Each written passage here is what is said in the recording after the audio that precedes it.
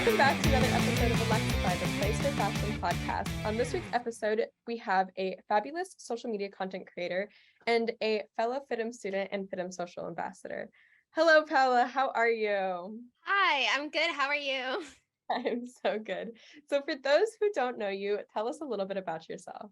Yeah, so hi everyone. My name is Paola. I'm a teen entrepreneur, content creator, and college student. I have a nonprofit organization called Teen Bossways, as well as a social media agency that's kind of on pause, but I want to start after I graduate from college. And then I also am a student at FITM, and I'm a full-time content creator. I do lifestyle and fashion content on Instagram, TikTok, and YouTube. That's incredible. So how long have you been a content creator for? I know that we have talked about how we both started super young. So can you tell us about that? Yeah, so I started when I was around 8 or 9 years old. I loved YouTube. I loved Bethany Moda, Alicia Marie. They were like my go-tos, and I was literally subscribed to them. And I started watching their videos, and I fell in love with the style that they, were filming the videos. They were having fun. They were doing makeup tutorials. They were, showing us their life. And I kind of was like, ooh, I want to try this. This is really cool. So I actually started a YouTube channel on American Girl dolls because I also loved American Girl dolls, and I used to watch these videos where like this girl would like do a whole like movie like skit.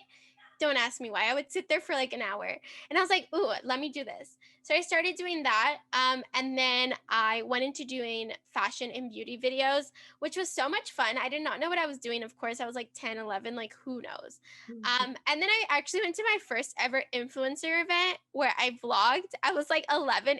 It's so cute. I was like getting my hair done and all that. But I was so passionate about, YouTube, first of all, because Instagram wasn't really a social media platform that big. So I loved YouTube. And then I went into actually creating a channel with my cousin. And then I went into creating another channel, which was vlogs. There was just like 20 channels, by the way. So I started when I was 9, and I just kept doing it after that. I did do some like pausing because I did get bullied in middle school and high school for wanting to do social media, but I feel like you know it blocked that passion for a while, but never fully. And now here I am. Here we are. You have overcome the bullying, the 8 different YouTube channels, and now you can speak to us about your experience. I love that. So it's it was funny because you mentioned like how Instagram wasn't that big at the time, and we were like, I don't even know how old we were when Like Instagram came out. we're the same age, so we're probably like 11, 10. Okay, yeah. So imagine, because we were both pretty active, we started when we were young, and we were both pretty active on like other things when we were that young. Imagine if we started a YouTube or an Instagram page, for, like seriously, No, literally. like content creator-y, when we were that young, when Instagram was that new. If I'm thinking about it now, I'm like, we probably would be huge. No, literally. I had Instagram. I remember I was at my grandma's house and it was late at night, and I downloaded Instagram, and I didn't want anyone to know. And I had downloaded it, and don't ask me why. Literally the day after I told my grandma, and like I made her open one, and then we followed each other. But I like opened Instagram with the idea of like becoming an influencer because I was doing it on YouTube. So I was like posting like cute content, but who knew about like tags and hashtags, and you were in that era that like you wanted to be an influencer and like take it onto Instagram and post little cute pictures, but like it never really worked. But yeah, if I would have known all the strategies I know now, man, We would be huge. We would be we huge. would have been like huge. Like we would have been like we would have been. Only our 11-year-old selves knew. But um it's also funny, my parents didn't let me get Instagram for like a really, really long time after it was out. They also didn't let me get Snapchat till I was like way older. Um and so I remember when I first did get Instagram, my mom was like, well, why not? Like, what's she gonna post? Like, she's however old. And I remember, I think like my first few Instagram pictures were like me doing like the duck face. Like I was Oh, like, queen. it wasn't even like a cute like kisses. It was like a very intense camera super close to my face because I didn't know how to take a selfie because I was like, I don't know, 12. Yeah, And then My I would put like I would put like hashtag selfie or like hashtag duck face. And I remember I posted so much because I was like, why wouldn't I? And my brother asked me, and he was, I don't know, he's like 15 at the time or something. And he was like, you post so much on Instagram. And I was like, I look at myself now and I post so much on Instagram still. And I was like, I was just a tiny little influencer, you know? No, literally, I think one of my first ever Instagram photos was, I think it was like a block. It was my nails. It was these new shoes. It was like new Oxfords that I bought at Nordstrom. I was so proud of them. And the custom nails I did. I used to love doing like different. I still do that, different colors, Mhm. on each hand. And I think the other one was like this like new sparkling water that I had tried. I Ooh. was, we were in our influencer era showing off our shoes, our little duck face. We were, it's always so funny though, because I look back at like young me or look back at like videos I have that my parents Uh-huh. took of me, and I'm like, you could so tell what I was gonna do in the future. No, Like there was no, literally me with my first ever camera. I told Lexy this before. But my first camera when I was like 6, like, come on. They knew what I wanted to do. Like, I used to carry a camera everywhere. literally, I used to, my dad used to go to New York for these like TV things. I don't even know really what they were because I was so young, but he would go and he would have to memorize a script. And I remember like the night before he would go, we would do what was called the Lexy show. I now think both my YouTube and my podcast are like the Lexy show because I would like have him on and it'd be like, welcome back to the Lexy show. On this week's episode, we have Mark Silverstein, and he would like come in and he was like, yeah. And it was like a whole thing. And I was like, you had to have known, like you had to have known that I was going to enjoy interviewing people. I was No, like, oh my God. And talking about like when we were younger, my uncle was in the music industry. So mhm. I was always, around concerts and around celebrities and around their photographers and videographers. So I also knew kind of there. And my uncle bought me my first phone when I was like, I was small. I was like 8 or 9. And Mhm. he bought it for me purposely for me to take it to concerts and like like take photos. Oh my God. Um, and yeah, like how did they not know? Like I was over In the here taking making. photos with all these celebrities. I was taking like cute little BTS photos. Like, come on. My outfits at these concerts, I was planning them. Hell They all yeah. They had to have known. We were little influencers in the know, making. literally. Well, you mentioned earlier, and we both have talked about how, with influencing and content creation and all that jazz comes a lot of hate. We had talked about how, kind of our middle school and high school, and even probably now, not so much bullying, but maybe people comment mean things and stuff Mhm. like that, is a very real aspect of being a Yes. content creator and being very active on social media. Would you say, I mean, there are so many other things though that also come with being a content creator. And, I feel like not that it's like a made fun of job, but more that it's just a newer job and that people kind of don't wrap their heads Yeah. around the fact that it's just marketing on a new platform.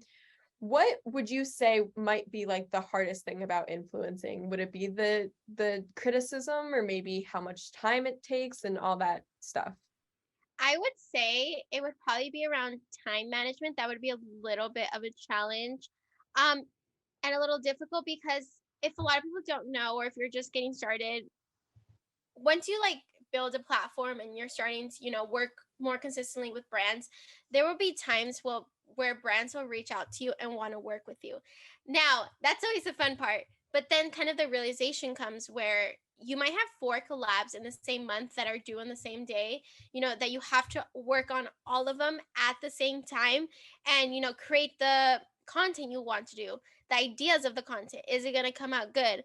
And then you also have to put that on top of all your other things. I have to put that on, in my schedule with running my nonprofit, or, with school, with class, with homework. So I think that's kind of a little bit of a difficult part. It's just trying to meet those deadlines because brands, you agreed to meet the brand at this time for their content. So I think just finding that time to put everything together. And I'm also a very much a go with the flow type of person. So I've been able to kind of see how I was able to implement it. But in the beginning, it was, a little challenging to kind of figure out, oh, I have, this amount of homework but I do have to film these videos, or I have to go, to this. I love going out like with my mom and like going everywhere, exploring the city. So it's like I want to go out, but then I have to do like all these different content. So it's just like trying to find that time. Yeah. And definitely. I mean, there's so much that goes into content creation. Like I just said, like you're your own boss, you're your own Mhm. model, your own photographer, and whatever. It keeps on going. The list like literally never ends. And so you go Literally. from like a 9 to 5 to a 24/7 job. And it's like so much to balance. And then not only that, but on top of that, you and I, we're college students, and we want to have a social life, and we want to explore Los Angeles because that's where our school is, or explore where we live in our hometowns. And like there's so much to balance. Plus we're young and we're just like, how do we do this? I don't know. Like I how don't know. people are always like, how do you manage your time? And I'm like, I don't really know.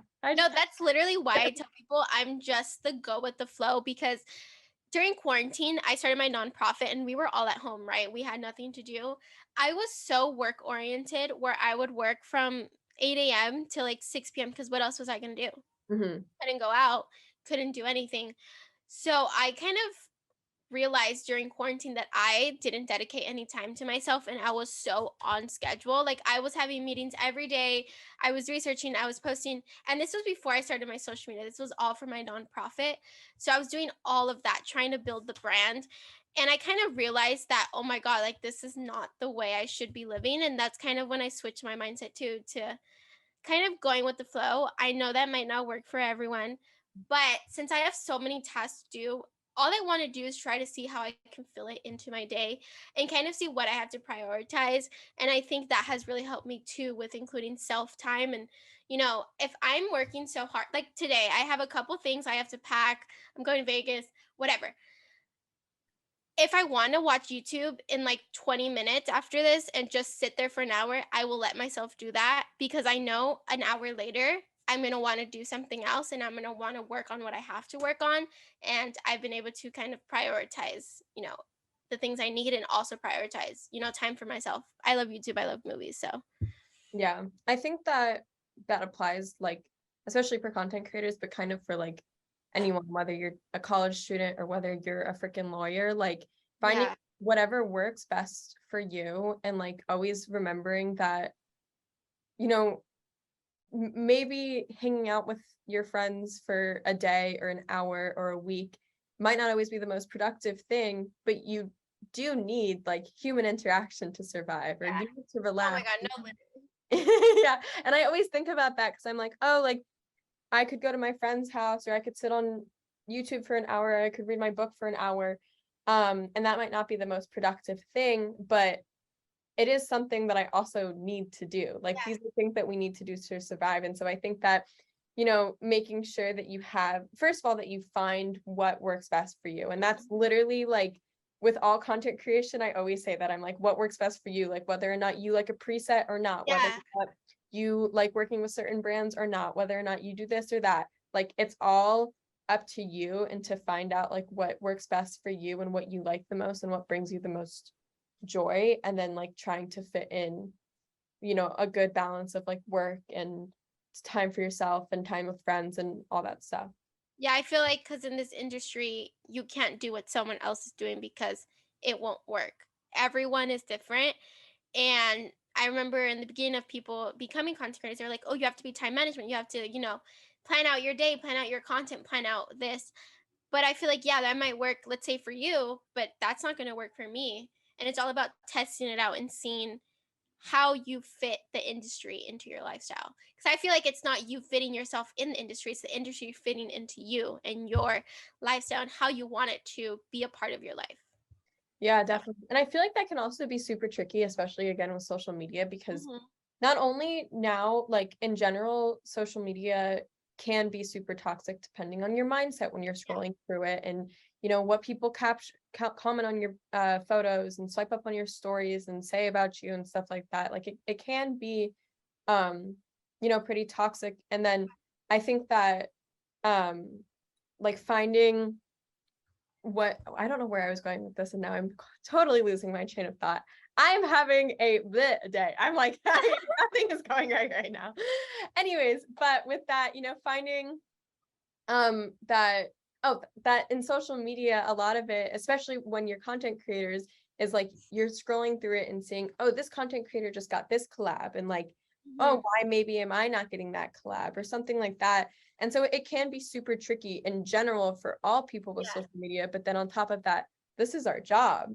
And so I think that you have to always, especially when scrolling through social media, this is like my number one tip for people when they ask me like, what do you do about social media, is like, in the front of your mind, you have to remember that like social media a lot of the time can be a highlight reel for like many different accounts, and many different influencers and just people in general. And you have to always keep that in the front of your mind, and that like this is supposed to be like a kind of a fun thing.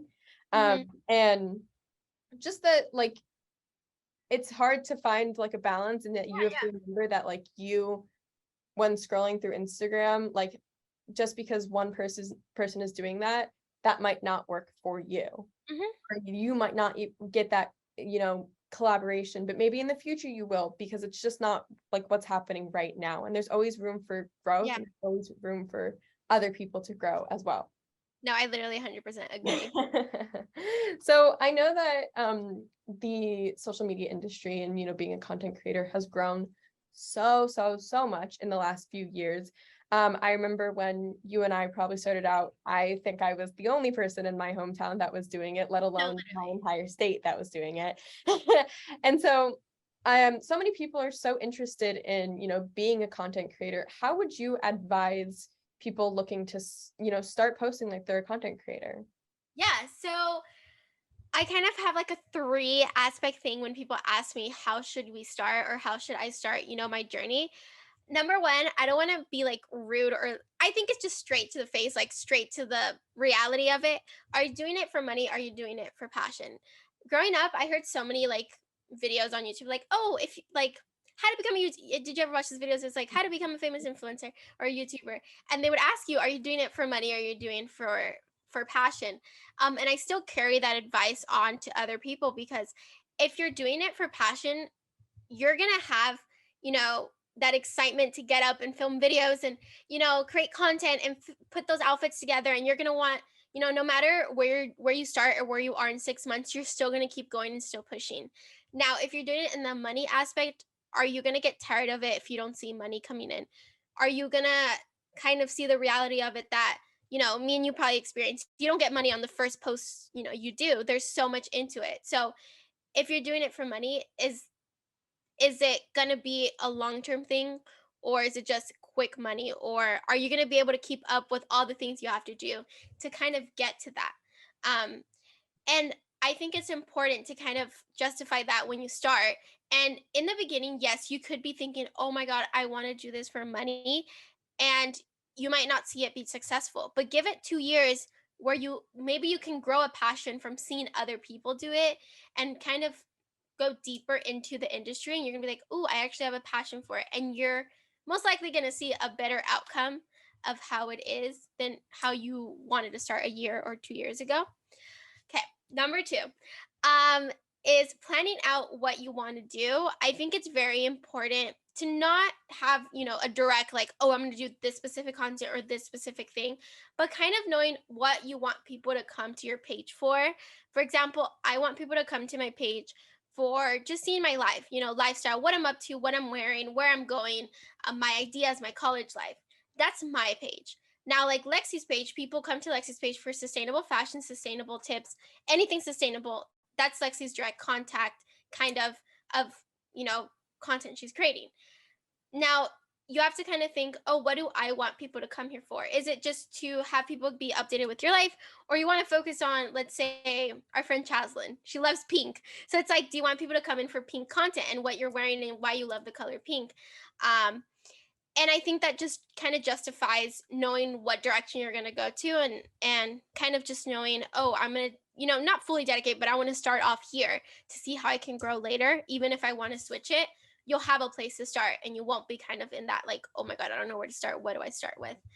And then the third one would be, after all that, kind of sounds a little challenging, but the third one would be to have fun with it and not over stress. Literally, creating content is picking up your phone and just taking photos, or picking up your phone and seeing a TikTok trend and filming it right on the spot. That's my number one tip too. If you see a TikTok trend or a sound and you have an idea in your head, literally no matter what you look like, makeup on, makeup off, half makeup, literally film it to either save it or post it right away.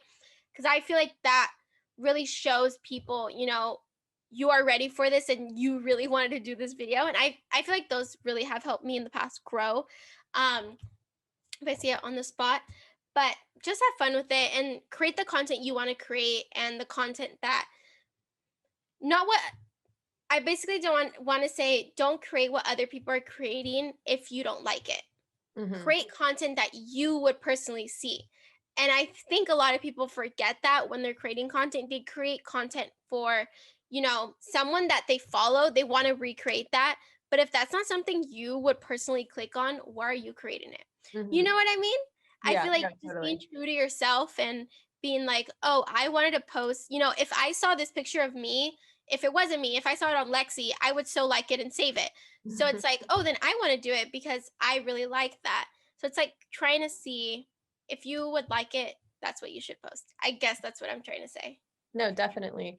I think that those are three great tips. And on top of that, if you focused a lot on not only like how it benefits maybe other people, but it really benefits yourself and like Yeah. your process and your passion when, becoming a content creator. And then I think a lot of the things that you said really benefit, your viewer, the people that are Yeah. following you, because if like your first rule, if you post and you're only posting to make money, I feel like honestly, like your followers can see that. Like Yeah.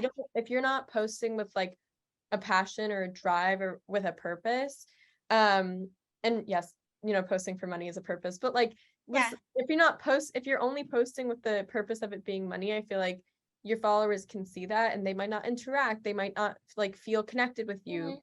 And that's with anything. I mean, I always say like with fashion brands that are maybe fast fashion that are trying to become more sustainable, if they're doing it for all the wrong reasons, I feel like their consumers can see that. I feel like they know that they're not fully dedicated to this. They're only doing this right now because sustainable fashion is, I don't want to say that, but it's trending, but it shouldn't be. It should be forever, but anyways. Yeah. You know what I mean.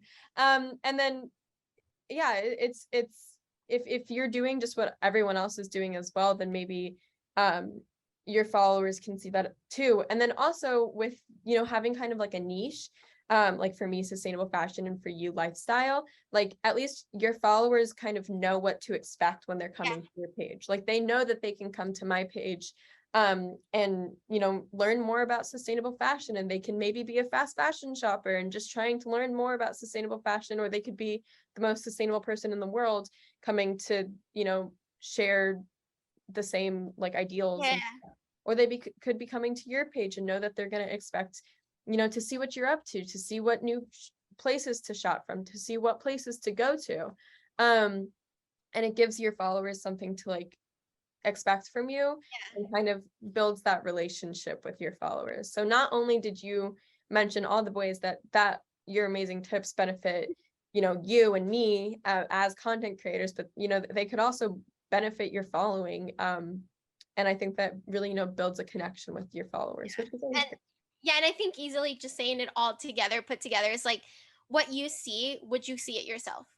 No, definitely. So let's move on a little bit onto your nonprofit. So you are the CEO of Teen Boss Babes. Can you tell us literally all about that? Yeah, so Teen Boss is a nonprofit organization where we connect you with other teens or teen entrepreneurs all over the world. We give you advice, support, tips, and even connect you with influencers or people in the industry. So I started it in the beginning of quarantine. It was April of 2020. And I actually thought of it first as a podcast. It is a podcast as well. We have a podcast. But I did start it solely to be as a podcast where I wanted to learn more from other people. I wanted to learn from people's experiences. And then I kind of turned into an Instagram page where it was, again, slowly purposefully for me to connect with other people, and for me to see, to share that I want to be a teen entrepreneur, that I want to do this and I want to like help other people, until I kind of realized that, in the first month, I was like, dang, we're growing a lot of followers. We're seeing that so many people are starting, businesses in 2020 during quarantine. I don't know if you know, but so many teens out there started, finding their passions and creating and doing something with it. Um, and I kind of flipped the mindset to now being the purpose of connecting other teens together. Because when I started my social media agency in high school, I should have started there. I started a social media agency at 16 in high school, and I didn't know any teens out there that were doing the same thing as me. And people at school thought I was crazy. I also got into FITM at 16, and my school thought I was crazy. They didn't believe me. So I wanted to create the community for that. And that's kind of how it how it came upon. But now going back, so I flipped the mindset to it, and that's how, we started providing tips and tricks for teens out there who wanted to start their business, wanted to start content creation, or just want to connect with people in the industry. Um, and then we grew into a team. I found our CFO, which is Paola, and we actually had an internship together. And she found team bosses, and at first she was a team member, now she's the CFO. We're like best friends. It's kind of crazy the connections that you can make and the connections you made during quarantine. That's also a big thing. But yeah, we started doing online events. We did a couple webinars. We did a summer camp. We have a summer camp every year online. And then we also did some fun activities with like influencers. We did like a sleepover type thing where we would just connect with them. We did more like industry leader things for, I would say like more like advice based, and people can come in and like talk to someone in the industry and like ask them questions. And then we just have fun posting on Instagram. Yeah, that's a little rundown. I kind of went off.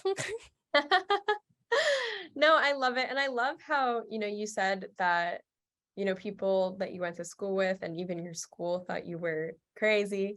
No, And literally. I love how you took kind of like a negative thing or negative reactions and turned it into this like incredible positive thing, and that you didn't want, other people feeling crazy for what they were doing, and you gave them a space to feel comfortable with, Yeah, this passion.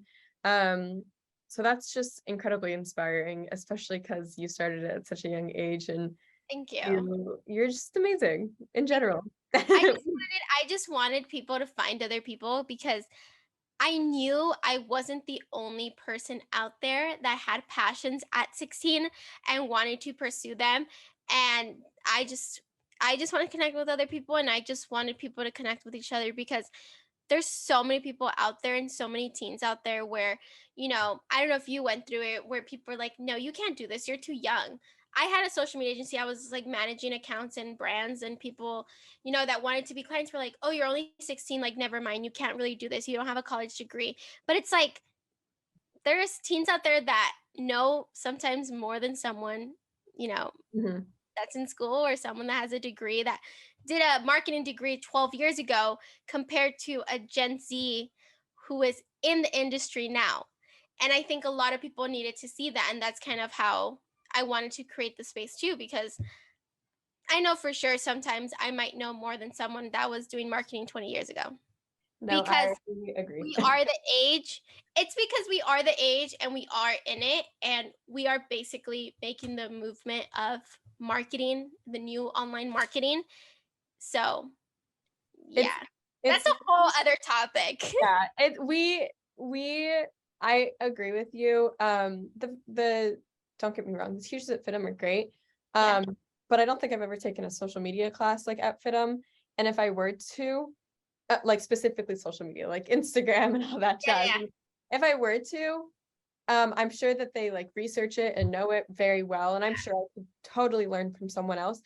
But it's very different because we were like born into it. Like this is not like a new thing for us. And even when new apps come our way, like Be Real or Snapchat Oh, 8 billion years ago, like we're easily able to understand the app and figure it out in a moment. And I had no idea how Be Real. I didn't jump on Be Real till like later. And I had no idea how it worked the first time I used it. I took one picture. I didn't realize that it would flip the camera and take the other side of the picture. I felt like I felt like I was old for a second. And literally after the first time I did it, I was like, oh, this is how the app works. And now I like I have very Yeah. easily figured it out. And I feel like that's something that like we are able to do a lot faster and easier than older generations. And that's not their fault, obviously. It's just we we have always experienced social Yeah. media, always.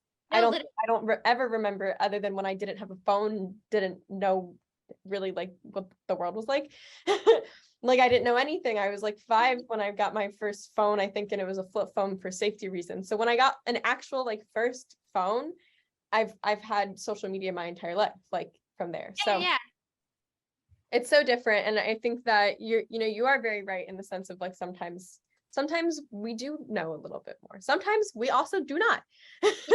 I think that too. Like if someone asked me, what was marketing like 20 years ago? I'm not gonna know what I don't know. I'm not gonna know. But someone 20 years ago will know that did it.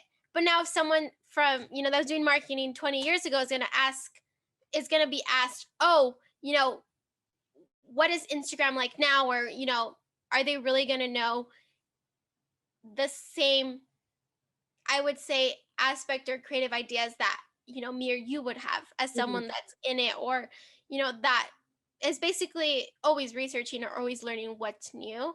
I mhm, think it just, I mean, and of course, in 10 years from now, someone's going to know more than what we know. And I mhm. think that's just the, Exactly. I was gonna say that too. Like the next generation is gonna come, or they already have come, and I'm gonna look back and I'm gonna be like, oh, do you guys want to listen to Harry Styles? And they're gonna be like, who's that? And I'm gonna be like, what? no, literally, like, They're gonna show me an app and I'm gonna be like, I don't know how this works. no, I'm the type of person where I have little cousins. They're like 8 and 12, and my little cousin who's no, she's something 9, I think. I'm like, no, like I'm sitting you down. You're gonna watch Hannah Montana. You're gonna watch Wizards of Waverly Place. You're gonna watch Shake It Up. You're gonna watch Jessie, and you're gonna know what that is. And I don't want you to be talking about freaking Bizarre or something new. Like, talk about something that I used to watch. And Mhm. it's crazy to see how, like, you ask another like 9-year-old, like one of her friends, they don't know who Hannah Montana is. No. Oh, It's I feel crazy. aged and I'm 19 years old. I can't feel aged. But then, like, I don't know like any new shows or like any kids shows, or like I don't know what's going on Disney Channel, I like have I don't no know. idea. I have no idea. But I'm like, no, you're so right. And so it's just it's also interesting, to see us be like we're like the young ones whose generation is gonna like change the world, and then all of a sudden the next generation is gonna come and we're gonna have no idea what to do. Well, to wrap up a little bit, you are going to the upcoming New York Fashion Week, which I Yes. will be seeing you at. I'm so excited. What are you most excited for? I'm most excited for because I got an invite to, I like cry when I think of it. I got an invite to my dream show, which is Kate Spade. I'm like the biggest Kate Spade fan. Like, I will not create one single piece of content that does not have something that's Kate Spade. And I got invited, which I'm so grateful for. And that's something I am so excited about. Like, just being able to be in the presence of a show like this, of a brand that I like to say I worked hard to get to where I am now with the relationship with Kate Spade. So I'm just so grateful to see that relationship kind of form and see that my hard work really paid off, which is another thing about influencing. Hard work really pays off. Um, but also just being able to experience it. I've never done New York Fashion Week. I went to my first time to New York a couple months ago. So, like, going back is exciting. I'm taking my grandparents because I kind of forced them to take me. So I'm excited to have them see New York how I saw it when I went the first time. But also having fun and just seeing other people and being in the environment, I guess you would say, like the excitement of New York Fashion Week. You Mhm. know, I've never been there, so I don't know what to expect, but I expect a lot of running and a lot of needing to get places at a certain time. Mhm. Yeah. I went to one other New York Fashion Week, and I'm still not sure what to expect for this one. So I guess that feeling hopefully never goes away, because it's just as exciting this time as it was the first. And you're very right. Lots of running around. I was trying to get a lot of content the first time I went, so I 110% did change in public into multiple different outfits. I had someone I was changing in public, and I do it in a slick way, obviously. I went to sleepaway camp, so I always learned how to do it, like change in front of people very slickly. And I was changing like on the side of the street in New York Fashion Week, and someone walks by me and he looks at his daughter and he goes, "Fucking New York Fashion Week." And I laughed so hard.